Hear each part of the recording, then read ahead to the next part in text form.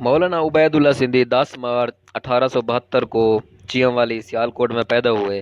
उनका पैदाइशी नाम बूटा सिंह था।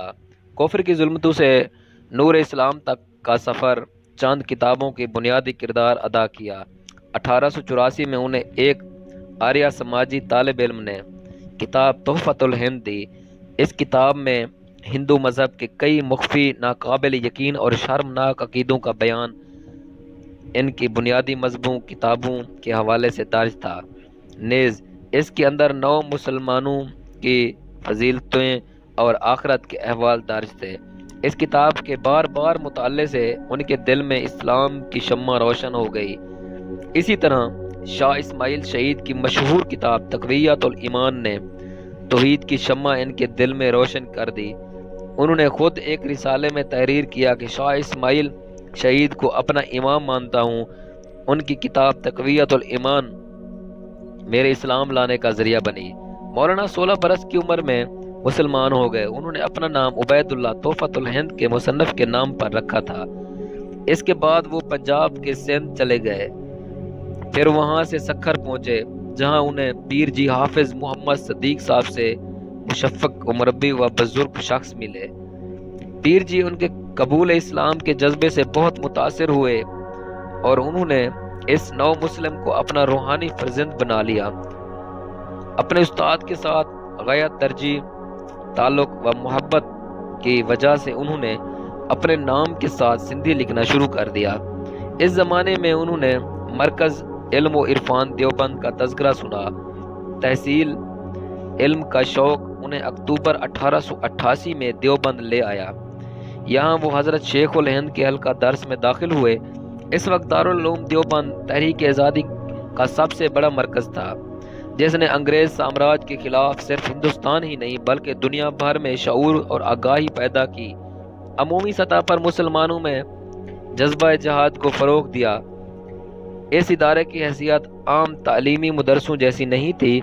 ये हुर्रियत पसंदों का बनाया हुआ मरकज़ था, जिसने आज़ादी के मुतवाले जहाद के जज्बे से सरेशार उलमा और रिजाल की एक बहुत बड़ी तादाद पैदा की। मौलाना सिंधी ने शेख उल हिंद की सोबत में रहकर इनके इल्म व फ़िक्र को बखूबी समझा, अपने आप को अपने उस्ताद के मिशन के लिए फ़रोग़ कर दिया। शेख उल हिंद का ये मकूला ज़बान था कि फिरंगी से नफ़रत जिज़ो ईमानी है। यही जज्बा मौलाना सिंधी की रग में सलाहियत कर गया। तालीम मुकम्मल करने के बाद मौलाना सिंधी ने अमरोट शरीफ को अपना ठिकाना बनाकर अपनी इल्मी और सियासी ज़िंदगी का आगाज़ किया। आपने अपने उस्ताद शेख उल हिंद की हिदायत पर अमरोट में एक दर्सगाह की बुनियाद रखी, जिसके अंदर पढ़ने वाले तलबा को हुर्रियत, वतन, आज़ादी, जिहाद, अहयाए दीन क़याम का दर्स मिलता था। तौहीद जिहाद की दो बुनियादी चीज़ें थी जिस पर मौलाना की मेहनतों का असल जोर था।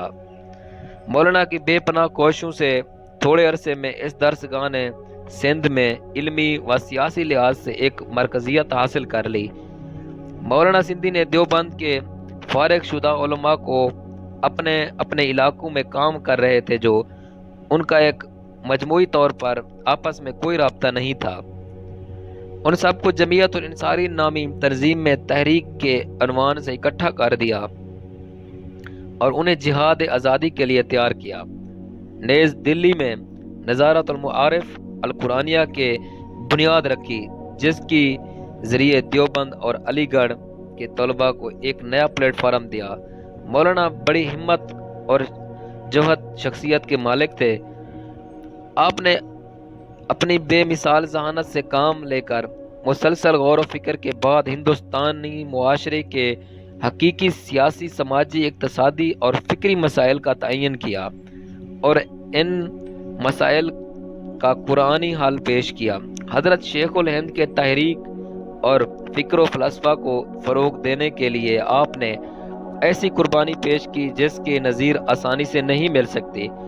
मौलाना सिंधी ने अपने उस्ताद शेख उल हिंद के नज़रियात और तहरीक तरवीज के लिए अपनी ज़िंदगी का बेशकीमत हिस्सा कुल 25-24 साल जला वतनी में गुजार दिया।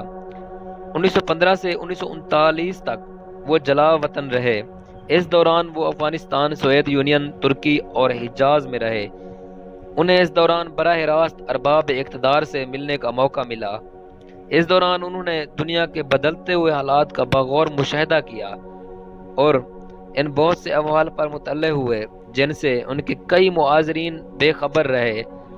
یہی وجہ ہے کہ بہت سے نام نہاد دانشور اور کم ذہن جو تجربات کی مشاہدات سے عاری تھے، وہ مولانا کی بات سے متفق نہیں تھے، بے جا اعتراضات کے مرتکب تھے۔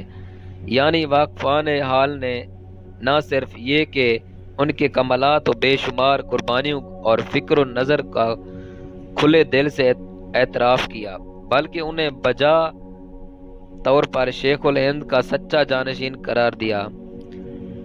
بیان کیا گیا ہے کہ جب ان کی جلا وطنی کے زندگی کا آغاز ہوا تو ان کی داڑھی کے بال بالکل سیاہ تھے، اور جب وہ لوٹے تو داڑھی سفید ہو گئی تھی۔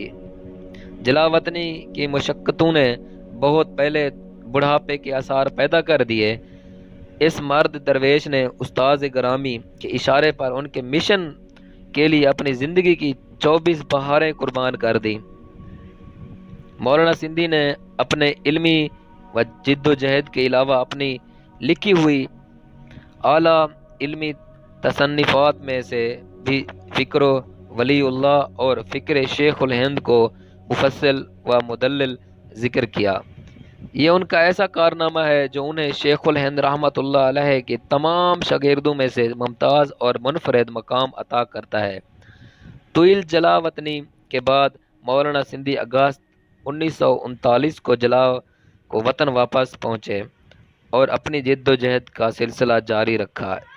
یہ بطل حریت ہے، مثال فکر و مجاہد استاد کا عاشق جانشین شیخ الہند 1944 میں اس دار فانی سے کوچ کر گیا۔ انا للہ و انا الیہ راجعون۔